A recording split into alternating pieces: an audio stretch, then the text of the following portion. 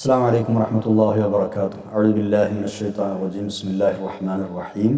الحمد لله رب العالمين. اللهم صل وسلم على رسولك سيدنا محمد وعلى آل سيدنا مولانا محمد. رب اشرح لي صدري ويسر لي أمري واحلل عقدة من لساني يفقهوا قولي.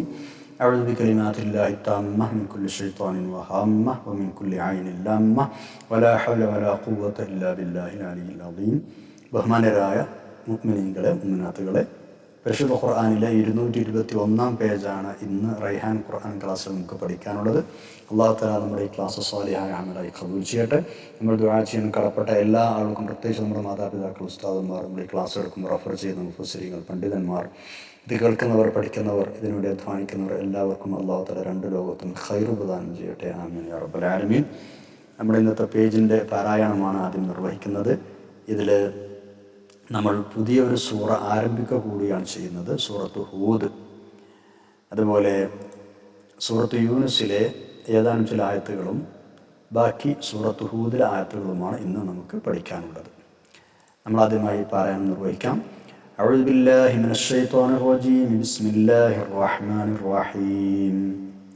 വഇൻ യംസസ്കല്ലാഹു ബിദുർരിൻ ഫലാ കാശിഫ ലഹു ഇല്ലാ ഹു وإن يردك بخير فلا راد لفضله يصيب به من يشاء من عباده وهو الغفور الرحيم.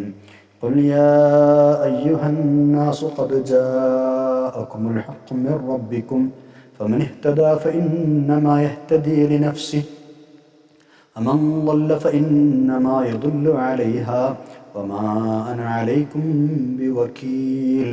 واتبع ما يوحى إليك واصبر حتى يحكم الله وهو خير الحاكمين. بسم الله الرحمن الرحيم. ألف لام را. كتاب أحكمت آياته ثم فصلت من لدن حكيم خبير. ألا تعبدوا إلا الله إنني لكم منه نذير وبشير. وأن استغفروا ربكم ثم توبوا إليه يمتعكم متاعا حسنا إلى أجل مسمى ويؤتي كل ذي فضل فضله وإن تولوا فإني أخاف عليكم عذاب يوم كبير. إلى الله مرجعكم وهو على كل شيء قدير. ألا إنهم يثنون صدورهم ليستخفوا منه ألا حين يستغشون ثيابهم يعلم ما يسرون وما يعلنون إنه عليم بذات الصدور. صدق الله العلي العظيم. പരിശുദ്ധ ഖുർആനിലെ 10-ാം അധ്യായം സൂറത്ത് യൂനുസിലെ 107 മുതൽ 109 വരെയുള്ള ആയത്തുകളും 11-ാം അധ്യായം സൂറത്ത് ഹൂദിലെ 1 മുതൽ 5 വരെയുള്ള ആയത്തുകളുമാണ് നമ്മൾ ഓതി വെച്ചത്. 11-ാം ജുസ്ഇലാണ് നമ്മളുള്ളത്. നമ്മൾ ക്ലാസ്സിലേക്ക് കടക്കുകയാണ്. ബഹുദൈവ വിശ്വാസത്തിൻ്റെയും ബിംബാരാധനയുടെയും ഒക്കെ യുക്തിരാഹിത്യവും ബുദ്ധിശൂന്യതയും വിവരിക്കുകയാണ് കഴിഞ്ഞ പേജിൽ അവസാന ഭാഗത്ത് ചെയ്തത്. അത് തുടരുകയാണ്. നിരവധി കഴിവുകളുള്ള മനുഷ്യൻ ആരെയെങ്കിലും ദൈവമാക്കുന്നു എങ്കിൽ ചുരുങ്ങിയത് അവനേക്കാളും യോഗ്യതയും കഴിവുമുള്ള ആളുകളെ ആവേണ്ടേ അങ്ങനെ ആക്കേണ്ടത് അല്ലേ?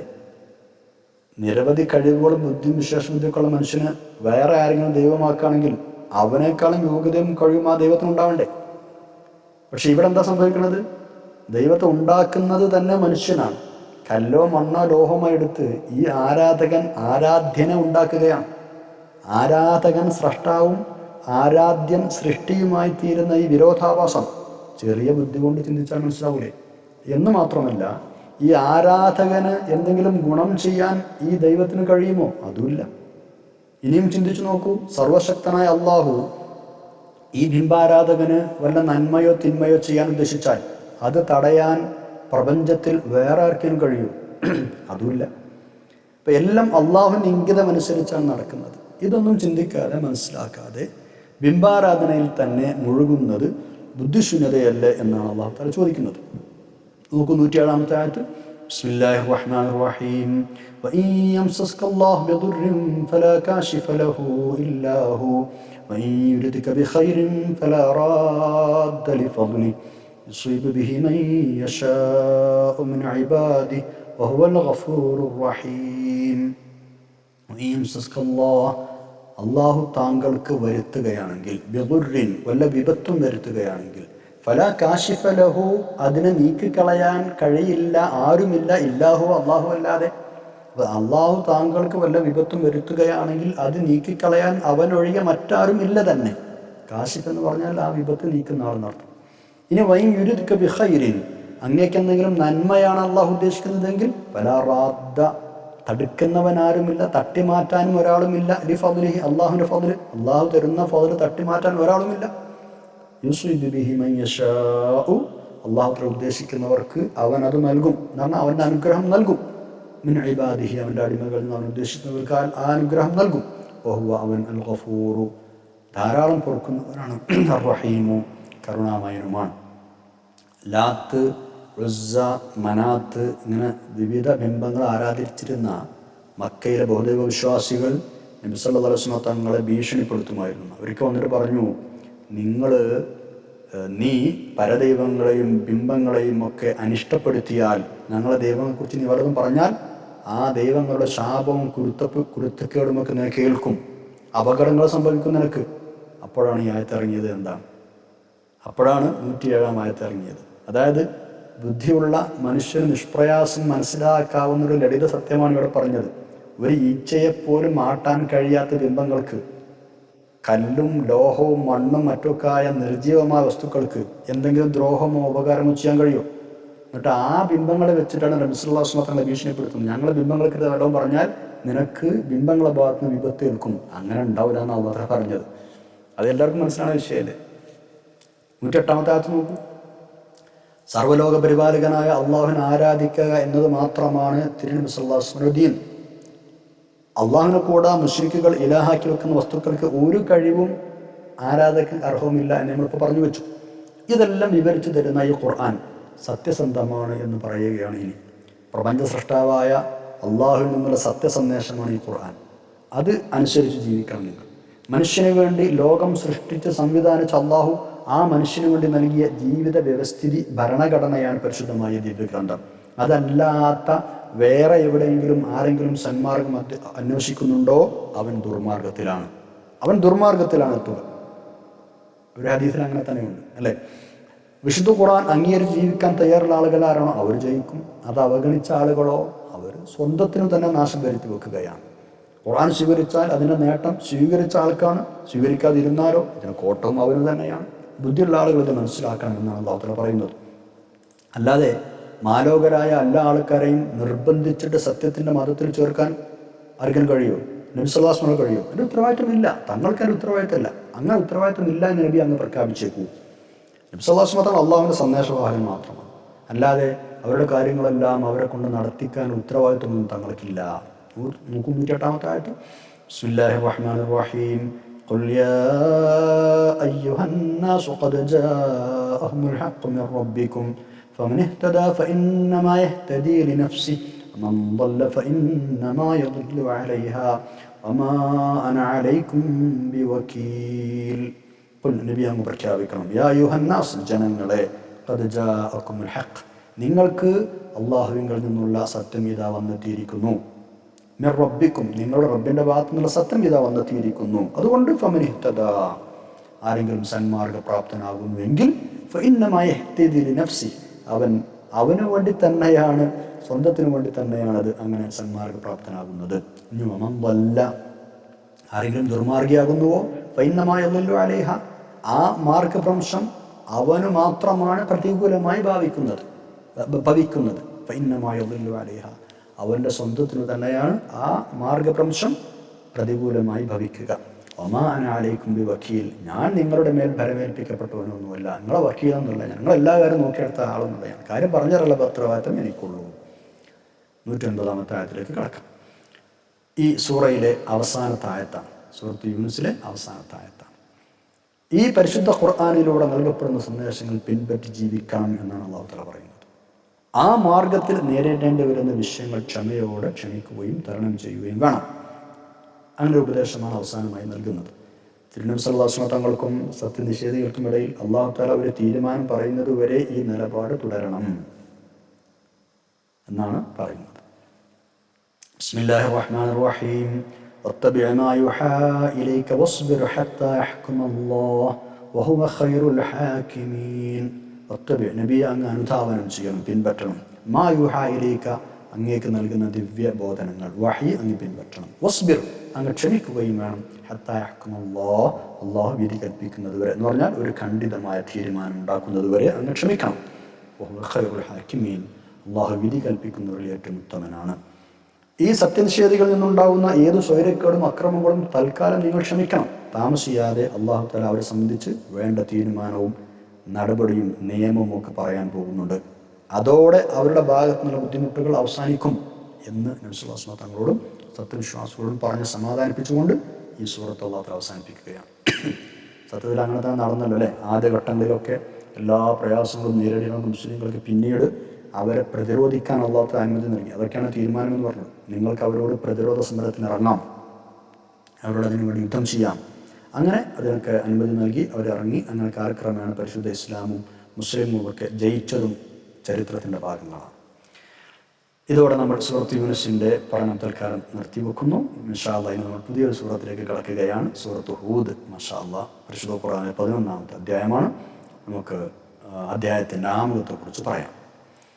ഈ സൂറത്തിൽ പറയുന്ന പ്രമേയങ്ങൾ പരിശുദ്ധ ഇസ്ലാമിൻ്റെ ആധാരശിലകളായ തൗഹീദ്, പ്രവാചകത്വം, പുനർജീവിതം, പാരത്രിക ലോകത്തെ പ്രതിഫലം, ഇങ്ങനെയൊക്കെയുള്ള കാര്യങ്ങളാണ്.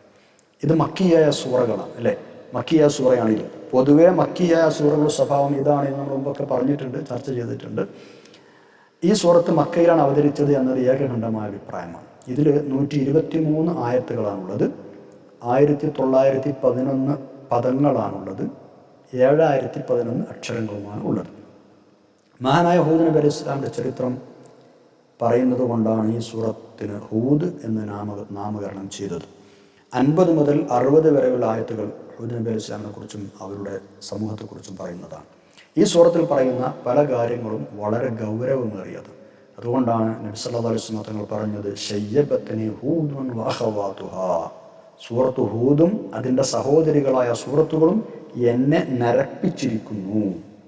ഹദീസിലുണ്ട്. അത് അത്രയും ഗൗരവമുള്ള വിഷയങ്ങളാണ് ഈ സൂറകളിൽ പറയുന്നത് എന്നർത്ഥം. ഹൂദ് സൂറത്തിൻ്റെ സഹോദരികൾ എന്ന് പറഞ്ഞാൽ അതായത് ഖിയാമത്ത് നാളിലെ അവസ്ഥകളെക്കുറിച്ചും മറ്റുമൊക്കെ ശക്തമായ ഭാഷയിലുള്ള താക്കീതുകളും പരാമർശങ്ങളും അടങ്ങുന്ന സൂറത്തുകൾ, അതായത് സൂറത്തുൽ വാഖിഅ അതുപോലെയുള്ള ചില സൂറത്തുകളാണ് എന്ന് ഈ ഹദീസ് വിശദീകരിച്ചുകൊണ്ട് പണ്ഡിതന്മാർ രേഖപ്പെടുത്തിയിട്ടുണ്ട്. മഹാനായ ഇബ്നു ഹജർ അൽ ഹൈതമി റഹ്മത്തുള്ളാഹി അലൈഹി തങ്ങളോട് ഈ അഖവാത്ത് ഹൂദ് ഏതൊക്കെയാണെന്ന് ചോദിച്ചപ്പോൾ മഹാനവറുകൾ പറഞ്ഞത് സൂറത്തുൽ വാഖിഅ, സൂറത്തുൽ മുർസലാത്ത്, സൂറത്തു അമ്മ, സൂറത്തു തക്വീർ, ഇങ്ങനെയാണ്. വേറെയും അഭിപ്രായങ്ങളുണ്ട്. ചില ആളുകൾ ഇതിൽ സൂറത്തുൽ ഹാഖയെ ചേർത്തിട്ടുണ്ട്, ചില ആളുകൾ സൂറത്തുൽ ഖാശിയയെ ഇതിൽ ചേർത്തിട്ടുണ്ട്, ചില ആളുകൾ പറഞ്ഞത് സൂറത്തുൽ ഖാരിഅ, പിന്നെ സഅല സായിൽ എന്ന സൂറത്ത്, ഇഖ്തറബത്ത് സാ, ഇങ്ങനെയൊക്കെ അഭിപ്രായ വ്യത്യാസങ്ങളുണ്ട്. അപ്പോൾ ഏതായാലും ഇതൊക്കെ ഗുരുതരമായ വിഷയങ്ങൾ പറയുന്ന സൂറത്തുകളാണ്. അതുകൊണ്ട് ആ സൂറത്തുകൾ എന്നെ നരപ്പിച്ചു, അത്രയും ഗൗരവമുള്ള വിഷയങ്ങളായതുകൊണ്ട് ഹബീബ റസൂലുള്ളാഹി സ്വല്ലല്ലാഹു അലൈഹി വസല്ലം. അതായത് ഈ സൂറയിൽ പറയുന്ന വിഷയങ്ങളുടെ ഗൗരവം കാരണം എനിക്ക് വേഗം നര ബാധിച്ചു എന്നർത്ഥം. സുപ്രധാനമായ പല കാര്യങ്ങളിലേക്കും ഈ സൂറത്ത് ഹൂദിലെ ആയത്തുകൾ കടന്നു ചെല്ലുന്നുണ്ട്.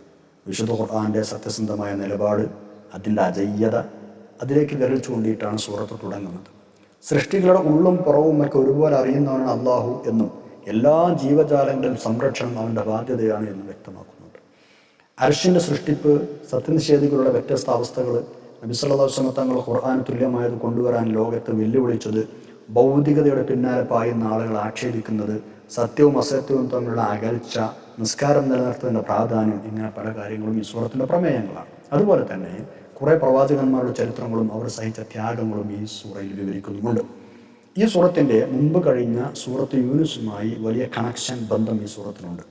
സത്യം ചെവികൊടുത്ത് കേൾക്കാത്ത, സത്യാസത്യങ്ങൾ വിഭജിച്ച് മനസ്സിലാക്കാത്ത, അല്ലെങ്കിൽ അതിന് അള്ളാഹു തആല മാർഗങ്ങൾ ഉപയോഗിക്കാത്ത ആളുകളെ കുറിച്ച് കഴിഞ്ഞ സൂറയിൽ അള്ളാഹു തആല അവരോട് സൗമ്യമായി ഉപദേശിച്ചിരുന്നു. അള്ളാഹു മനുഷ്യർക്ക് ചെയ്തു കൊടുത്ത വലിയ അനുഗ്രഹങ്ങൾ അവർ ഓർമ്മപ്പെടുത്തി. പ്രവാചകന്മാരെ നിയോഗിക്കുന്നത് ഏറ്റവും വലിയ അനുഗ്രഹമാണ് എന്നും അതിനെ ധിക്കരിക്കുന്നത് തീരാ നഷ്ടമാണെന്നും അവർ പറഞ്ഞ് മനസ്സിലാക്കി. അക്കാര്യം അവരെ ഒന്നുകൂടെ ബോധ്യപ്പെടുത്താനായി പൂർവ്വ സമുദായ ചരിത്രങ്ങൾ പലതും ഈ സൂറയിൽ വിവരിക്കുന്നുണ്ട്. അത്തരം ചരിത്രമെല്ലാം ഈ സൂറയിൽ പറയുന്ന ഉദ്ദേശം 120-ാമത്തെ ആയത്തിൽ പറയുന്നുമുണ്ട്. അപ്പോൾ കഴിഞ്ഞ സൂറത്തിലും ഇത് സംബന്ധമായ വിഷയങ്ങൾ സൗമ്യമായി പറഞ്ഞിരുന്നു. അതൊന്നുകൂടെ വിശദീകരിച്ച് ഈ സൂറത്തിൽ പറയുന്നുണ്ടെന്ന് അർത്ഥം. എന്തിനാണ് ഇതൊക്കെ വീണ്ടും പറയുന്നത് എന്ന് ഇതേ സൂറത്തിലെ 120-ാമത്തെ ആയത്തിൽ പറയുന്നുണ്ട്. ബിസ്മില്ലാഹിർ റഹ്മാനിർ റഹീം. വകുല്ലൻ നഖുസ്സു അലൈക മിൻ അംബാഇർ റുസുലി മാ നുസബ്ബിതു ബിഹി ഫുആദക. താങ്കളുടെ ഹൃദയത്തിൽ സ്ഥൈര്യം പകരുന്ന കാര്യങ്ങൾ നാം വിവരിച്ചു തരുന്നു. അപ്പോൾ റസൂലുള്ളാഹി സ്വല്ലല്ലാഹു അലൈഹി വസല്ലം തങ്ങളുടെ ഹൃദയത്തിന് സ്ഥൈര്യം പകരാനാണ് ഇതിങ്ങനെ പറഞ്ഞുകൊണ്ടിരിക്കുന്നത് എന്നർത്ഥം. അതുപോലെ കഴിഞ്ഞ സൂറത്തിൽ പറഞ്ഞ തൗഹീദ്, റിസാലത്ത്, മരണാനന്തര ജീവിതം, ഇതുപോലെ പറഞ്ഞ പല വിഷയങ്ങളും ഈ സൂറയിലും പറയുന്നുണ്ട്. അതുപോലെ കഴിഞ്ഞ സൂറത്തിൽ ചുരുക്കി പറഞ്ഞ വിഷയങ്ങളും ഇതിൽ വിശദീകരിച്ച് പറയുന്നുണ്ട്. ആ സൂറയിൽ വിശദീകരിച്ച് പറഞ്ഞ പല സംഗതികളും ഈ സൂറയിൽ ചുരുക്കിയും പറയുന്നുണ്ട്. മക്കയിലാണ് സൂറത്ത് അവതരിച്ചത് എന്ന് നമ്മൾ നേരത്തെ പറഞ്ഞു. അവിടുത്തെ ജീവിതം മുന്നോട്ട് പോകും തോറും നബി സല്ലല്ലാഹു അലൈഹി വസല്ലം തങ്ങളോട് ഖുറൈശികൾക്കുള്ള വെറുപ്പ്, ശത്രുത കൂടിക്കൂടി വരികയാണ്. തന്നെ നന്നായി സപ്പോർട്ട് ചെയ്തിരുന്ന സഹധർമ്മിണി ഖദീജ ബീവി റളിയല്ലാഹു അൻഹ, അതേപോലെ പിതൃവൻ അബൂ ത്വാലിബ്, ഇവരായിരുന്നു വലിയ ആശ്രയം. അബൂ ത്വാലിബ് എന്നവർ പാറ പോലെ ഉറച്ചു നിന്നാണ് റസൂലുള്ളാഹി സ്വല്ലല്ലാഹു അലൈഹി വസല്ലം തങ്ങൾക്ക് വേണ്ടി. അവിടുത്തെ ദീൻ സ്വീകരിച്ചിട്ടില്ലെങ്കിലും എല്ലാവിധ സഹായങ്ങളും ചെയ്തു കൊടുത്തു. എതിർക്കാൻ വന്ന ഖുറൈശി പ്രമാണിമാരെ അബൂ ത്വാലിബ് ചങ്കൂറ്റത്തോടുകൂടി തടഞ്ഞു നിർത്തി. ഖുറൈശ് എന്തൊക്കെ പ്രകോപനങ്ങൾ ഉയർത്തി വിട്ടാലും നീ അതൊന്നും പരിഗണിക്കാൻ നിന്റെ മാർഗവുമായി മുന്നോട്ട് പോയിക്കോ എന്ന് അബൂ ത്വാലിബ് ധൈര്യമായി നബി സല്ലല്ലാഹു അലൈഹി വസല്ലം പറഞ്ഞു. കൂട്ടുകുടുംബങ്ങളടക്കം പലരും എതിർക്കാനും മാർഗതടസ്സം സൃഷ്ടിക്കാനും കച്ചകെട്ടി ഇറങ്ങിയ ആ കാലത്ത് ഈ ഒരു സപ്പോർട്ട് വലിയ സഹായമായിരുന്നെന്ന്. അന്ന് നബി സല്ലല്ലാഹു അലൈഹി വസല്ലം തങ്ങൾക്ക് പിന്തുണ പ്രഖ്യാപിച്ചുകൊണ്ട് അബൂ ത്വാലിബ് പറഞ്ഞിട്ടുണ്ട്, മോനെ, അള്ളാഹു തന്നെ സത്യം, ഇവരെല്ലാവരും കൂടി സംഘടിച്ചു വന്നാലും എൻ്റെ തല മണ്ണിൽ വെക്കുന്നത് വരെ ഇവർ നിന്നെ തൊടില്ല. അതുകൊണ്ട് സന്തോഷത്തോടുകൂടി നീ നിന്റെ മതം പ്രബോധനം ചെയ്തോളൂ. നിനക്കൊരുവിധ നിന്ദതയും ഉണ്ടാവില്ല. നിന്റെ മതത്തിലേക്ക് എന്നെ നീ ക്ഷണിച്ചു എന്നത് ശരി തന്നെ. നീ എൻ്റെ ഗുണകാംക്ഷയാണ് എന്നും എനിക്കറിയാം. സത്യസന്ധമായ പ്രവൃത്തി തന്നെയാണ് നീ ചെയ്തത്. അതുകൊണ്ടൊക്കെ തന്നെയാണ് നീ വിശ്വസ്തനാവുകയും ചെയ്തത്. പിന്നെ അദ്ദേഹം പറയുകയാണ്, ലോകത്ത് എല്ലാ മതങ്ങളിലും വെച്ച് ഏറ്റവും ഉത്തമമായതാണെന്ന് എനിക്ക് ബോധ്യപ്പെട്ട മതം തന്നെയാണ് നീ എൻ്റെ മുമ്പിൽ വെച്ചത്. എന്നാൽ ജനങ്ങൾ അധിക്ഷേപിക്കുമെന്ന, അവർ ചീത്ത പറയുമെന്ന് പേടിയില്ലായിരുന്നെങ്കിൽ ഈ മതം ഞാനും പിൻപറ്റുന്നത് നിനക്ക് കാണാമായിരുന്നു. ഇതായിരുന്നു അബൂ താലിബിൻ്റെ അവിടുത്തെ മനസ്സിങ്ങനെയായിരുന്നു. അതേപോലെ ഖദീജ റളിയല്ലാഹു അൻഹ വലിയ താങ്ങും തണലുമായിരുന്നു റസൂലുള്ളാഹി സ്വല്ലല്ലാഹു അലൈഹി വസല്ലം. ആദ്യം വഹി ലഭിച്ച ഉടനെ പേടിച്ചു പരിഭ്രാന്തനായി വീട്ടിലേക്ക് തിരിച്ചു വന്ന് ആ ഒരു അവസ്ഥയിൽ റസൂലുള്ളാഹി സ്വല്ലല്ലാഹു അലൈഹി വസല്ലം തങ്ങളെ വളരെ നല്ല രൂപത്തിൽ ആശ്വസിപ്പിച്ച് ആശ്വാസമേകിയ സംഭവം ഹദീസുകളിലൊക്കെ ഉണ്ട്, അല്ലേ? മാഷാ അല്ലാഹ്, അത് വളരെ പ്രസിദ്ധമായ ഹദീസുകളാണ്. ചുരുക്കത്തിൽ നബി സല്ലല്ലാഹു അലൈഹി വസല്ലം തങ്ങൾക്ക് ഈ രണ്ട് സപ്പോർട്ടും നഷ്ടപ്പെട്ടു, ഒറ്റയടിക്ക് നഷ്ടപ്പെട്ടു. ക്രിസ്തബ്ദം 620 അബൂ താലിബ് മരണപ്പെട്ടു. വല്ലാതെ വൈകാതെ ഖദീജ ബീവി വഫാത്തായി. ഈ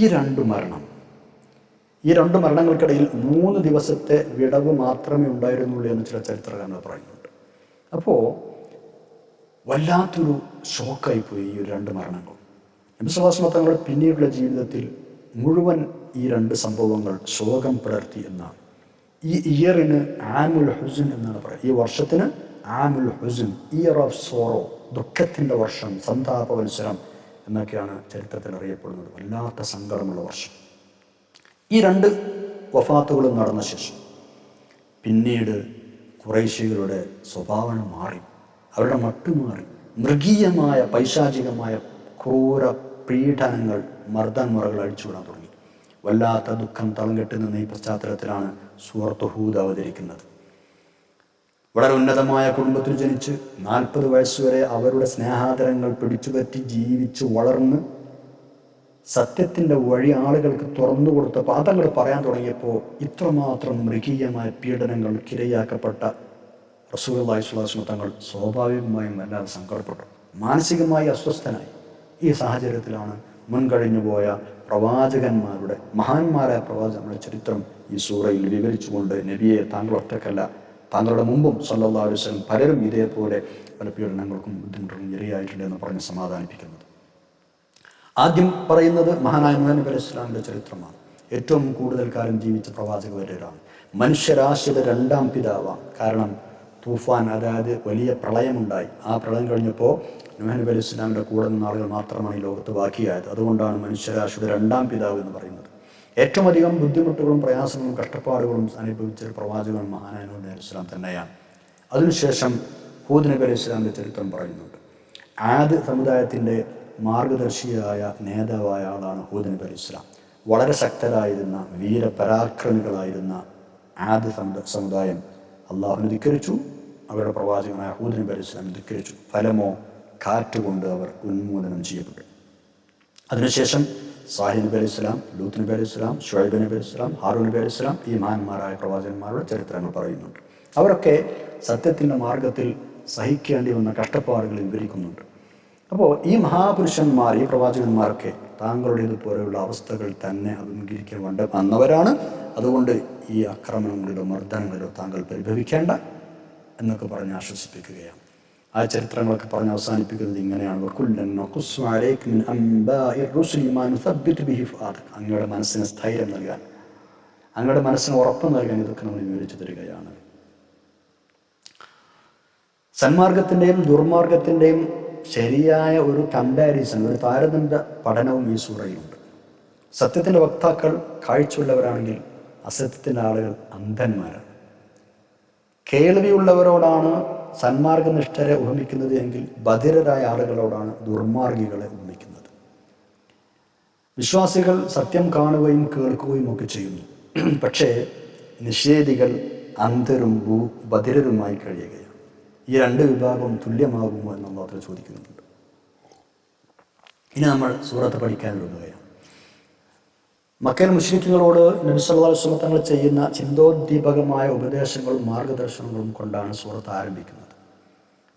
അപ്പോൾ ഒരാൾ വന്ന് പറയാണ്, എല്ലാവരും നല്ല വഴിക്ക് നടക്കണം കേട്ടോ, അങ്ങനെ നടന്നാൽ നല്ല നേട്ടങ്ങൾ നിങ്ങൾക്ക് ഉണ്ടാവും കേട്ടോ, ചീത്ത വഴിക്ക് പോകരുതേ, അങ്ങനെ നടന്നാൽ അതിൻ്റെ ഭാവി അപകടത്തിലാണ്. ഇങ്ങനെ ഒരാൾ പറഞ്ഞാൽ അതിലെന്താണ് ഇപ്പോൾ അത്ഭുതപ്പെടാനുള്ളത്? ഒന്നുമില്ല. പക്ഷേ നബി സല്ലല്ലാഹു അലൈഹി വസല്ലം തങ്ങൾ വന്നു പറഞ്ഞത് ഇത് മാത്രമാണ്: നിങ്ങൾ നല്ല വഴിയിലേക്ക് നടക്കണം, തൗഹീദിൻ്റെ വഴിയിലേക്ക് വരണം. അതിന് പല തെളിവുകളും ചൂണ്ടിക്കാണിച്ചു.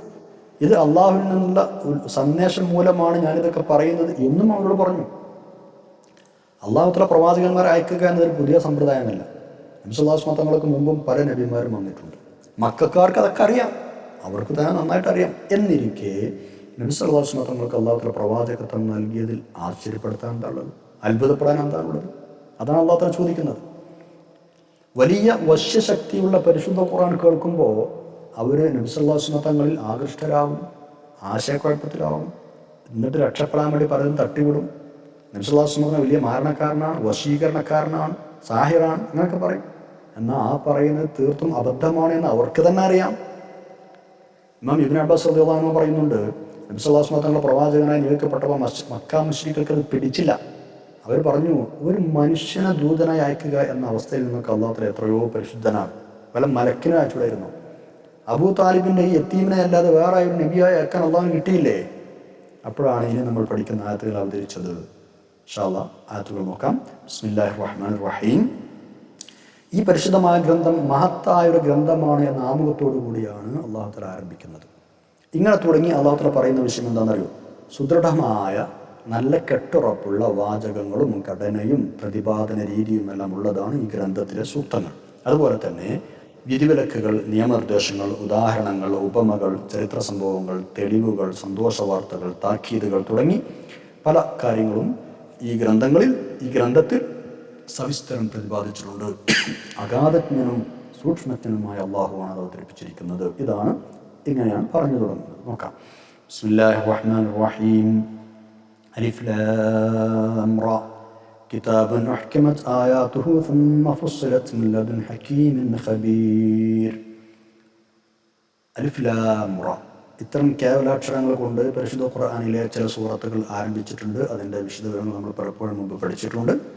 അതിൽ ചുരുക്കി മനസ്സിലാക്കേണ്ട വിഷയം, അറബികളെ വെല്ലുവിളിക്കാൻ കൂടിയാണ് ഇത്തരം ശൈലി പ്രയോഗം. അതായത് നിങ്ങൾ അമ്മാനമാടുന്ന നിങ്ങൾക്ക് സുപരിചിതമായ ഇത്തരം ചില അക്ഷരങ്ങൾ കൊണ്ടാണ് അലിഫ് ലാം മീം റാം ഇങ്ങനത്തെ അക്ഷരങ്ങൾ ഇത്തരം ചില അക്ഷരങ്ങൾ കൊണ്ടാണ് ഈ ഖുർആൻ ഉണ്ടായിട്ടുള്ളത്. ഈ അക്ഷരങ്ങളാണ് ഈ ഖുർആൻ ഉപയോഗിച്ചിട്ടുള്ളത്. ഈ അക്ഷരങ്ങൾ കൊണ്ടാണ് ഈ ഖുർആൻ അവതരിച്ചിട്ടുള്ളത്. നിങ്ങൾക്ക് കഴിയുമെങ്കിൽ, നിങ്ങൾ വലിയ സാഹിത്യ സംരക്ഷകളാണെന്ന് പറയുന്നുണ്ടല്ലോ, ഈ ഖുർആൻ മുഹമ്മദ് ഉണ്ടാക്കിയതാണ് നിങ്ങൾ പറയുന്നുണ്ടല്ലോ സല്ലല്ലാഹു അലൈഹി വസല്ലം. അങ്ങനെയാണെങ്കിൽ നിങ്ങളൊന്നും ഉണ്ടാക്കി കാണിക്കും. നിങ്ങൾക്കറിയാവുന്ന അക്ഷരങ്ങളിലൊക്കെ ഈ അക്ഷരങ്ങളുടെ ഖുർആനുള്ളൂ. അതുകൊണ്ട് നിങ്ങൾ ഉണ്ടാക്കി കാണിക്കുന്നത് വെല്ലുവിളിക്കാനാണ് ഇത്തരം പ്രയോഗങ്ങൾ എന്നാണ് ഒരഭിപ്രായം. കാരണം ഒരുപാട് അഭിപ്രായങ്ങളുണ്ട്, ചുരുക്കി അത് മനസ്സിലാക്കുക. പക്ഷെ ആ വെല്ലുവിളി ഇതുവരെ ഏറ്റെടുക്കാൻ അവർക്ക് കഴിഞ്ഞിട്ടും ഇല്ല.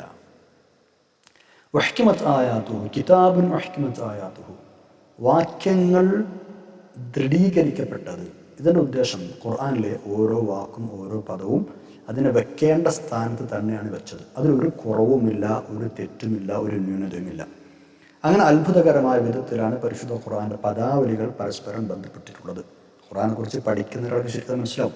ഇത് സംബന്ധമായി ഒരുപാട് പഠനങ്ങൾ നടന്നിട്ടുണ്ട്. ഖുർആനിൽ ഉപയോഗിച്ച വാക്കുകളും പ്രയോഗങ്ങളും സംഖ്യകളൊക്കെ സംബന്ധിച്ച് അത്ഭുതപ്പെടുത്തുന്ന പഠനങ്ങൾ ഇന്ന് നിലവിലുണ്ട്. ന്യൂമെറിക്കൽ വണ്ടേഴ്സ്, പരിശുദ്ധ ഖുർആനിലെ സംഖ്യാത്ഭുതങ്ങൾ വളരെ വിശദമായി ചർച്ച ചെയ്യപ്പെട്ടിരിക്കുന്നൊരു വിഷയമാണിത്. സൗകര്യപ്പെടുന്ന ആളുകളൊക്കെ അത്തരം പഠനങ്ങൾ അന്വേഷിച്ച് കണ്ടെത്തി പഠിക്കണം. കാലം ഒരുപാട് കഴിഞ്ഞു പോയതുകൊണ്ടോ സാഹിത്യ ശൈലികളുടെയോ ഭാഷാപ്രയോഗങ്ങളുടെയോ വ്യത്യാസം കാരണം കൊണ്ടോ ഖുർആൻ ഇന്നുവരെ വള്ളി പുള്ളി വ്യത്യാസം ഉണ്ടായിട്ടില്ല ഖുർആനിൽ, അല്ലേ? ഏത് ഭാഷ എടുത്ത് പരിശോധിച്ചാലും, ഏത് കൃതികളെടുത്ത് പരിശോധിച്ചാലും നൂറ്റാണ്ടുകളുടെയും കാലങ്ങളുടെയും മാറ്റം അതിൽ ഗണ്യമായ വിധത്തിൽ സ്വാധീനം ചെലുത്തിയിട്ടുണ്ടാവും. ഇപ്പോൾ 10 കൊല്ലം മുമ്പ് ഒരു ബുക്ക് എഴുതിയ ഒരാൾ 10 കൊല്ലത്തിന് ശേഷം ആ ബുക്ക് രണ്ടാമത് പ്രിന്റ് ചെയ്യാൻ വേണ്ടി നോക്കുമ്പോൾ അത് ഒരുപാട് മാറ്റം വരുത്തും. കാരണം ഒരുപാട് കാലം മുന്നോട്ട് പോയി പലതും മാറ്റേണ്ടി വരുന്നത് മനസ്സിലാവുന്നുണ്ട്. പക്ഷെ ഖുർആൻ അങ്ങനെയല്ല. അവതരിച്ചിട്ട് 14 നൂറ്റാണ്ടുകൾ കഴിഞ്ഞിട്ട് അതിൻ്റെ അക്ഷരങ്ങൾ, വാക്കുകൾ, വാചകങ്ങൾ, അതിൻ്റെ പുതുമയും തനിമയും ഇന്നും അതേപോലെ തലയുയർത്തി നിൽക്കുന്നുണ്ട്. സർവശക്തനായ അള്ളാഹുവിൻ്റെ വാക്കാണ് എന്നതുകൊണ്ടാണ് അതങ്ങനെ തന്നെ നിലനിൽക്കുന്നത്. മനസ്സിലാവുന്നുണ്ടോ? അതാണ് വഹ്കിമത്ത് ആയാത്തുഹു. നമുക്കെന്നെ ചിന്തിച്ചാൽ മനസ്സിലാവശ്യം, നമ്മളിപ്പോൾ ഒരു സംഗതി എഴുതുകയാണ്, ഒരു ലേഖനം എഴുതി അല്ലെങ്കിൽ മറ്റെന്തെങ്കിലും കാര്യങ്ങൾ പറഞ്ഞു പ്രസംഗിച്ചു, കുറേ മുമ്പ് പ്രസംഗിച്ചിട്ട് പിന്നീട് എടുത്ത് നോക്കുമ്പോൾ നമുക്ക് തന്നെ പലതും തിരുത്തണോ, അപ്ഡേറ്റ് ചെയ്യാൻ പരിശുദ്ധ ഖുർആൻ അങ്ങനെയല്ല. അന്നും ഇന്നും ഒരുപോലെയാണ്. പിന്നെ സുമ്മ ഫുസ്സിലത്ത്, ഇതിലെല്ലാ കാര്യങ്ങളും വിശദീകരിച്ചിട്ടുണ്ട്. ആവശ്യമായ നിയമവിധികളും ഉപദേശങ്ങളും എല്ലാം ഈ കാര്യത്തിൽ ഈ പരിശുദ്ധ ഖുർആനിൽ വിശദീകരിക്കപ്പെട്ടിട്ടുണ്ട്. ശരി, രണ്ടാമത്തെ ആയത്തിലേക്ക് നമുക്ക് കടക്കാം. ഈ ഗ്രന്ഥത്തിൻ്റെ സന്ദേശങ്ങളിൽ പരമപ്രധാനം അള്ളാഹുവിനെ അല്ലാതെ ആരാധിക്കരുത് എന്ന വിഷയമാണ്, അതായത് തൗഹീദ്. രണ്ടാമതായി പറയുന്നത് റിസാലത്താണ്, അതായത് സത്യവിശ്വാസം സ്വീകരിച്ച സന്മാർഗികൾക്ക് ശോഭനഭാവിയുണ്ട് എന്ന സന്തോഷവാർത്തയും ധിക്കരിക്കുന്നവർക്ക് ശിക്ഷയുണ്ടാകുമെന്ന താക്കീതും നൽകാനായി നിയോഗിതനായ പ്രവാചകൻ റസൂലുള്ളാഹി സ്വല്ലല്ലാഹു അലൈഹി വസല്ലം തങ്ങൾ, അല്ലേ? ഇതാണ് റിസാലത്ത്, അള്ളാഹുവിൻ്റെ ദിവ്യദൗത്യം എന്ന് പറയുന്നത്. ആയത്ത് നോക്കൂ. ബിസ്മില്ലാഹിർ റഹ്മാനിർ റഹീം. لا تعبدوا إلا الله إنني لكم منه نذير وبشير. لا تعبدوا إلا الله, അള്ളാഹുവിനെ അല്ലാതെ നിങ്ങൾ ആരാധിക്കരുത് എന്ന നിർദ്ദേശവുമായാണ് ഖുർആൻ അവതരിച്ചിരിക്കുന്നത് എന്നാണ് ചേർത്ത് വെക്കുക. എന്ന നിർദ്ദേശവുമായാണ് ഖുർആൻ അവതരിച്ചിരിക്കുന്നത്. എന്താ നിർദ്ദേശം? അള്ളാഹുവിനെ അല്ലാതെ നിങ്ങൾ ആരാധിക്കരുത്. ഇന്നനി ലക്കും മിൻഹു, തീർച്ചയായും ഞാൻ നിങ്ങൾക്ക്, മിൻഹു അവനിൽ നിന്നുള്ള നദീറുൻ താക്കീതുകാരനാണ്, ബഷീറും സന്തോഷാർത്ത അറിയിക്കുന്ന ആളുമാണ്. നിഷേധികൾക്ക് താക്കീത് നൽകാനും സത്യവിശ്വാസികളെ അനുമോദിക്കാനും വേണ്ടിയാണ് ഇത് അവതരിച്ചത് എന്ന് ഇപ്പം നമ്മൾ പഠിച്ചല്ലോ. അപ്പം എന്ത് മനസ്സിലായി? രക്ഷാശിക്ഷകൾ നൽകുന്ന ഒരു മഹാശക്തി ഉണ്ട്, ആ രക്ഷയും ശിക്ഷ നൽകുന്ന ഒരു സ്ഥാനമുണ്ട്. ആ മഹാശക്തിയെ നിങ്ങൾ ആരാധിക്കണം. അതാണ് അല്ലാത്ത ഇല്ലല്ലാഹ്. കാരണം അവൻ പ്രപഞ്ചനാഥനാണ്, ലോകം മുഴുവനും അവൻ്റെ നിയന്ത്രണത്തിലാണ്, അധീശാധിപത്യത്തിലാണ്. അവൻ നിങ്ങളുടെ നാഥനാണ്, നിങ്ങളെ പരിപാലിക്കുന്നത് അവനാണ്. അതുകൊണ്ട് അല്ലാത്ത അബ്ദു ഇല്ല ഇയ്യാ, നിങ്ങൾ അവനെ മാത്രം ആരാധിക്കണം. അല്ലാത്ത അബ്ദു ഇല്ലല്ലാഹ്, നിങ്ങൾ അവനെ കീഴ്പ്പെട്ട് ജീവിക്കുകയും അവനെ മാത്രം ആരാധിക്കുകയും വേണം. മൂന്നാമത്തെ ആയത്തിലേക്ക് കടക്കാം. ഈ രണ്ട് മൗലികമായ തത്വങ്ങളും, അതായത് തൗഹീദും റിസാലത്തും അംഗീകരിക്കുന്നതോടൊപ്പം ചെയ്തു പോയ തെറ്റുകൾക്ക് അള്ളാഹുവിൻ്റെ മാപ്പ് അപേക്ഷിക്കുകയും പശ്ചാത്തപിച്ച് മടക്കുകയും ചെയ്യണം. നിങ്ങൾ തെറ്റുകൾ മനുഷ്യനിൽ നിന്ന് സഹജമായ സ്വാഭാവികമായി ഉണ്ടാവാൻ സാധ്യതയുണ്ട്. പക്ഷേ ചെയ്തു പോയ തെറ്റുകളെക്കുറിച്ച് നിങ്ങൾ ഖേദം പ്രകടിപ്പിക്കുകയും പശ്ചാത്തപിച്ച് മടങ്ങുകയും ചെയ്താൽ അതൊക്കെ അള്ളാഹു പുറത്തു തരും. ഈ ലോകത്ത് തൃപ്തികരമായ ജീവിതം നൽകുകയും ചെയ്യും. നാളെ പരലോകത്ത് ചെല്ലുമ്പോഴോ അർഹമായ പ്രതിഫലം നൽകുകയും ചെയ്യും. ഓരോ വ്യക്തിക്കും അവരുടെ യഥാർത്ഥ പദവികളും സ്ഥാനങ്ങളും അനുസരിച്ച് വേണ്ടതുപോലെ അള്ളാഹു അവർക്ക് പ്രതിഫലം നൽകുമെന്നർത്ഥം. ഒരു നന്മ ചെയ്താൽ അതിന് 10 ഇരട്ടി നൽകും. ഒരു തിന്മക്ക് ആ തിന്മയുടെ ഒരു ദോഷഫലം മാത്രമേ നൽകൂ. ഇങ്ങനെ ചെയ്യാതെ അള്ളാഹുവിൻ്റെ നിയമം അല്ലെങ്കിൽ നിർദ്ദേശങ്ങൾ ചെവിക്കൊള്ളാതെ ചെയ്ത തെറ്റുകൾക്ക് മാപ്പ് പറയാതെ മാപ്പ് ചോദിക്കാതെ പശ്ചാത്തലിച്ച് മടങ്ങാതെ മുന്നോട്ട് പോവുകയാണെങ്കിൽ അള്ളാഹു ശിക്ഷ ലഭിക്കും. നോക്കും മൂന്നാമത്തെ ആയത്ത്. ബിസ്മില്ലാഹിർ റഹ്മാനിർ റഹീം. വഅനസ്തഗ്ഫിറു റബ്ബക്കും സുമ്മ തൂബൂ ഇലൈഹി യുമത്തിഉകും മതാഅൻ ഹസനൻ ഇലാ അജ്ലിൻ മുസമ്മാ يمتعكم متاعا حسنا إلى أجل مسمى ويؤتي كل ذي فضل فضله فإن تولوا فإني أخاف عليكم عذاب يوم كبير.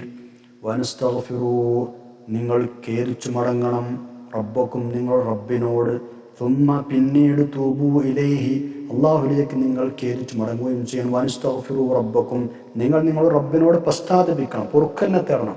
സുമ്മ തൂബൂ ഇലൈഹി, പിന്നെ അവനിലേക്ക് ഖേദിച്ചു മടങ്ങുകയും ചെയ്യണം. എന്നാൽ യുമത്തിഉകും, അള്ളാഹു നിങ്ങളെ സുഖിപ്പിക്കും എന്ന് പറഞ്ഞാൽ നിങ്ങൾക്ക് ഉത്തമ ജീവിതം നൽകും. മതാഅൻ ഹസനൻ, നല്ല നിലയിൽ ജീവിക്കാനുള്ള സൗകര്യങ്ങൾ അവൻ നിങ്ങൾക്ക് ചെയ്തു തരും. ഏതുവരെ? ഇലാ അജലിൻ മുസമ്മ, ഒരു നിശ്ചിത അവധി വരെ. യുമത്തിഉകും മതാഅൻ ഹസനൻ, ഒരു നിശ്ചിത അവധി. യുമത്തിഉകും മതാഅൻ ഹസനൻ, നിങ്ങൾക്ക് അവൻ ഉത്തമ ജീവിതം നൽകും. ഏതുവരെ? ഇലാ അജലിൻ മുസമ്മ, ഒരു നിശ്ചിത അവധി വരെ. യുമത്തിഉകും മതാഅൻ ഹസനൻ എന്ന് പറഞ്ഞാൽ നല്ല നിലയിൽ ജീവിക്കാനുള്ള സൗകര്യങ്ങൾ അവൻ നിങ്ങൾക്ക് ചെയ്തു തരും എന്നർത്ഥം. പിന്നെയോ വയുഅ്തി കുല്ല ദീ ഫദ്ലിൻ ഫദ്ല, ഓരോരുത്തർക്കും അവനവൻ്റെ പദവികൾക്കനുസരിച്ച് ഔദാര്യം കനിഞ്ഞേകും. വയുഅ്തി, അല്ലാഹു തആല നൽകും. കുല്ല ദീ ഫദ്ലിൻ, ഉദാത്ത പദവി ഉള്ളവർക്കെല്ലാം, ഫദ്ലുള്ളവർക്കെല്ലാം എന്ന് പറഞ്ഞാൽ ഉദാത്തമായ പദവിയുള്ള ആളുകൾക്കെല്ലാം അല്ലാഹു തആല നൽകും. ഫദ്ലഹു, അവൻ്റെ ഔദാര്യം നൽകും. എന്ന് പറഞ്ഞാൽ നല്ലത് ചെയ്ത ആളുകൾക്ക് അവൻ അവൻ്റെ ഔദാര്യം നൽകും എന്നർത്ഥം. വഇൻ തവല്ലൗ, ഇനി അവർ പിന്തിരിഞ്ഞു കളയുകയാണെങ്കിലോ, ഫഇന്നി, തീർച്ചയായും ഞാൻ, അഖാഫു അലൈക്കും, നിങ്ങളെ കുറിച്ച് പേടിക്കുന്നു, അദാബ യൗമിൻ കബീർ, വലിയൊരു ദിനത്തിലെ ശിക്ഷ. ഇനി നമ്മൾ 4-ാമത്തെ ആയത്തിലേക്ക് കടക്കുകയാണ്. നബി സല്ലല്ലാഹു അലൈഹി വസല്ലം തങ്ങൾ പ്രബോധനം ചെയ്യുന്ന കാര്യങ്ങളൊന്നും സ്വീകരിക്കാൻ തയ്യാറില്ലാതെ നിങ്ങൾ പിന്തിരിഞ്ഞു കളയുകയാണെങ്കിൽ ഖിയാമത്ത് നാളിൽ നിങ്ങൾക്ക് ശിക്ഷ വരും, വിധേയരാവും, ഇവിടെ നിന്ന് ചിലപ്പോൾ ശിക്ഷ കിട്ടും. അതുപോലെ എല്ലാവരും അള്ളാഹുവിലേക്കാണ് മടങ്ങിച്ചെല്ലുന്നത് നിങ്ങൾ മനസ്സിലാക്കണം. ആ ഓർമ്മ എപ്പോഴും വേണം. നിങ്ങളെ രണ്ടാമത് ജീവിപ്പിച്ച് വേണ്ട നടപടിയെടുക്കാൻ അള്ളാഹുവിന് ഒരു പ്രയാസവുമില്ല, അവൻ സർവശക്തനാണ് എന്നാണ് ഇനി പറയുന്നത്. ബിസ്മില്ലാഹിർ റഹ്മാനിർ റഹീം. ഇലല്ലാഹി മർജിഉക്കും വഹുവ അലാ കുല്ലി ഷൈഇൻ ഖദീർ. ഇലല്ലാഹി, അള്ളാഹുവിലേക്ക് തന്നെയാണ്, മർജിഉക്കും, നിങ്ങളുടെ മടക്കം, വഹുവ, അവൻ, അലാ കുല്ലി ഷൈഇൻ ഖദീർ, എല്ലാ കാര്യത്തിനും കഴിവുള്ളവനാണ്. 5-ാമത്തെ ആയത്തിലേക്ക് കടക്കാം. മക്കയിലെ നിഷേധികൾ പല ഗൂഢാലോചനകൾക്കും രൂപം നൽകിയിരുന്നു. അവരുടെ ഹൃദയങ്ങളിലെ വേണ്ടാത്ത വിചാരങ്ങൾ അള്ളാഹുവിൽ നിന്ന് മറക്കാൻ കഴിയുമെന്ന് കരുതി പാത്തും പതുങ്ങിയും മൂടിപ്പുതച്ചും നടന്നിരുന്നവർ എന്തെങ്കിലുമൊക്കെ പറയുകയോ ചെയ്യുകയോ ചെയ്താൽ വസ്ത്രങ്ങളോ മറ്റോ ഒക്കെ ഉപയോഗിച്ച് മൂടിപ്പുതച്ച് നടക്കും. എന്തിന്? അള്ളാഹു കാണാതിരിക്കാൻ, അള്ളാഹു അറിയാതിരിക്കാൻ. അള്ളാഹു പറയാൻ, അവരുടെ കുതന്ത്രങ്ങളും കുലുഷിത പ്രവർത്തനങ്ങളും ഇസ്ലാമിനും നബി സല്ലല്ലാഹു അലൈഹി വസല്ലമയ്ക്കും എതിരെയുള്ള ഗൂഢാലോചനകളും അള്ളാഹുവിൽ നിന്ന് മറച്ചു പിടിക്കാനായി വീടുകളിൽ വാതിലടച്ചിരിക്കും, അതേപോലെ വസ്ത്രം കൊണ്ട് മൂടും. ഇത് വിഡ്ഢിത്തരമല്ലേ? അങ്ങനെ ചെയ്യുന്നതൊന്നും അള്ളാഹുവിന് അവരെ കുറിച്ചറിയാൻ തടസ്സമല്ല എന്നാണ് ഇനി പറയുന്നത്. ഹൃദയങ്ങളിൽ ഒളിച്ചു വെക്കുന്നത് വരെ അള്ളാഹുവിന് അറിയാം. പിന്നെ തലയിൽ മുന്നിട്ടുള്ള കാര്യം, അഖ്നസ് ബിൻ ശുറൈഖിന്റെ കാര്യത്തിലാണ് ഈ ആയത്ത് ഇറങ്ങിയത് എന്ന് പറയുന്നുണ്ട്. സുന്ദരനും വാചാലനുമായിരുന്നു അയാൾ. നബി സല്ലല്ലാഹു അലൈഹി വസല്ലം അടുത്ത് വന്നിട്ട് വലിയ സൗഹൃദം പ്രകടിപ്പിക്കും. അകത്ത് കത്തിയും പുറത്ത് പത്തിയും എന്നൊക്കെ പറയില്ലേ, അങ്ങനെ തന്നെ നബി സല്ലല്ലാഹു അലൈഹി വസല്ലം വലിയ ഇഷ്ടമാണെന്ന് കാണിക്കാൻ പല ഭാവങ്ങളും പ്രകടിപ്പിക്കും. ഇമാം കൽബി റളിയല്ലാഹു അൻഹു പറയുന്നുണ്ട്, നബി സല്ലല്ലാഹു അലൈഹി വസല്ലം തൊട്ടടുത്ത് വന്നിരുന്ന ഇയാൾ പലതും പറയുന്ന, എന്നിട്ട് മനസ്സിനുള്ളിൽ നേരെ വിപരീതം ഉണ്ടാവുക. ഈ ഒരു പശ്ചാത്തലത്തിലാണ് 5-ാമത്തെ സൂറത്ത് അവതരിക്കുന്നത്. ബാഹ്യമായ ആവരണങ്ങൾ കൊണ്ട് അള്ളാഹുവിൽ നിന്ന് രക്ഷപ്പെടാനാകുമെന്ന് നിങ്ങൾ വ്യാമോഹിക്കേണ്ട. സൃഷ്ടിയുടെ ഉള്ളും പുറവുമൊക്കെ ഒരുപോലെ അറിയുന്ന അള്ളാഹു, അവൻ്റെ ദൃഷ്ടിയിൽ നിന്ന് ആർക്കാ രക്ഷപ്പെടാൻ കഴിയുക? നോക്കൂ. ബിസ്മില്ലാഹിർ റഹ്മാനിർ റഹീം. അലാ ഇന്നഹും യസ്നൂന സുദൂറഹും ലിയസ്തഖ്ഫൂ മിൻഹു അലാ ഹീന യസ്തഗ്ശൂന സിയാബഹും യഅലമു മാ യുസിറൂന വമാ യുഅ്ലിനൂൻ ഇന്നഹു അലീമുൻ ബിദാത്തിസ് സുദൂർ. അലാ, അറിയണം, ഇന്നഹും, തീർച്ചയായും അവർ, യസ്നൂന സുദൂറഹും, അവരുടെ നെഞ്ചുകൾ ചുരുട്ടുന്നു. ലിയസ്തഖ്ഫു മിൻഹു, അള്ളാഹുവിൽ നിന്ന് ഒളിഞ്ഞിരിക്കാൻ വേണ്ടി, അള്ളാഹുവിൽ നിന്ന് മറഞ്ഞിരിക്കാൻ വേണ്ടി അവരുടെ നെഞ്ചുകൾ ചുരുട്ടുന്നു അവർ. അലാ, നിങ്ങൾ അറിയണം, ഹീനസ്തഗ്ശൂന സിയാബഹും, അവർ വസ്ത്രങ്ങൾ കൊണ്ട് പുതച്ചു മൂടുമ്പോൾ, യഅലമു, അള്ളാഹു അറിയുന്നുണ്ട്, മാ യുസിറൂന, അവർ രഹസ്യമാക്കുന്നതും, വമാ യുഅ്ലിനൂൻ, അവർ പരസ്യമാക്കുന്നതും. ഇന്നഹു, തീർച്ചയായും അള്ളാഹു തആല അലീമുൻ ബിദാത്തിസ് സുദൂർ, ഹൃദയങ്ങളിലുള്ളത് സൂക്ഷ്മമായി അറിയുന്നവനാണവൻ. നെഞ്ചുകൾ ചുരുട്ടുക എന്നാണ് ഇവിടെ പറഞ്ഞത്. യസ്നൂന സുദൂറഹും എന്ന് പറഞ്ഞാൽ മനസ്സുകൊണ്ട് കുതന്ത്രം ആവിഷ്കരിക്കുക, രഹസ്യമായ ഗൂഢാലോചന നടത്തുക എന്നൊക്കെയാണ് ഒരർത്ഥം. ഏതു വക്രമാർഗം സ്വീകരിച്ചാലും നിഷേധികളുടെ എല്ലാ കുതന്ത്രങ്ങളും അള്ളാഹു അറിയുക തന്നെ ചെയ്യുമെന്നർത്ഥം. യസ്നൂന സുദൂറഹും എന്നതിന് വേറെയും ഒരുപാട് വ്യാഖ്യാനങ്ങളുണ്ട്. നെഞ്ചുകൾ തിരിക്കും എന്നൊരു വ്യാഖ്യാനമുണ്ട്. റസൂലുള്ളാഹി സ്വല്ലല്ലാഹു അലൈഹി വസല്ലം തങ്ങളെ കുറിച്ച് പലരും പറയുന്നുണ്ട്. അതായത് ആരെങ്കിലും തങ്ങളുടെ കൂടെ നടന്നു പോകുമ്പോൾ, ഈ ശത്രുക്കളായ ആളുകൾ തങ്ങളുടെ സ്വല്ലല്ലാഹു അലൈഹി വസല്ലം അടുത്തൂടെ നടന്നു പോകുമ്പോൾ അവർ സന്നാ സദ്റഹു, നെഞ്ചുകൾ തിരിക്കും എന്നാണ്. എന്നിട്ട് വഖത്താറ അസു, തല മൂടുകയും ചെയ്യും. അപ്പോഴാണ് ഈ ആയത്ത് ഇറക്കിയത്. അങ്ങനെ ഒരു അഭിപ്രായമുണ്ട്. അപ്പോൾ റസൂൽ സ്വല്ലല്ലാഹു അലൈഹി വസല്ലം തങ്ങൾ ഖുർആനോ മറ്റോ ജനങ്ങളെ കേൾപ്പിക്കുന്ന സമയത്ത് അവിശ്വാസികളായ ചിലർ പാത്തും പതുങ്ങിയും ഒക്കെ അവിടെ വരും. പിന്നെ അതിങ്ങനെ കേൾക്കാത്തവർ അതിനെ അവഗണിച്ച് തള്ളും. ഇതൊക്കെ പതിവാണ്.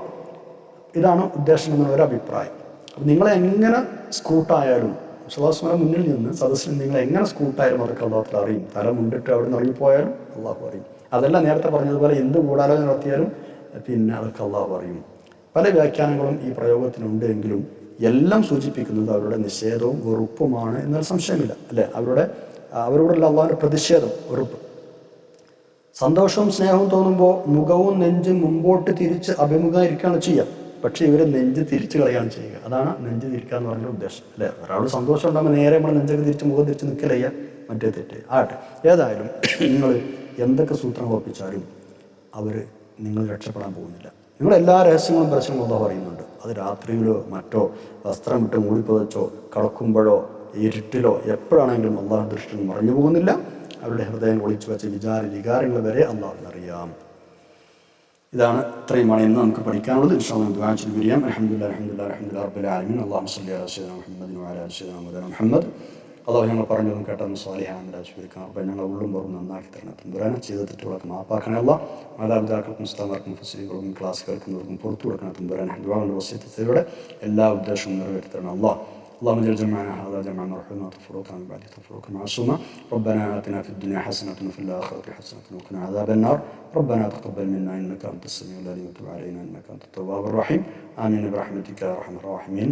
صلى الله تعالى وسلم على خير خلق سيدنا محمد وعلى آله وصحبه أجمعين. سبحان ربك رب العزة عما يصفون، وسلام على المرسلين، والحمد لله رب العالمين. ولهم دعاءنا سبحانك اللهم وبحمدك، أشهد أن لا إله إلا أنت، أستغفرك وأتوب إليك. والسلام عليكم ورحمة الله وبركاته.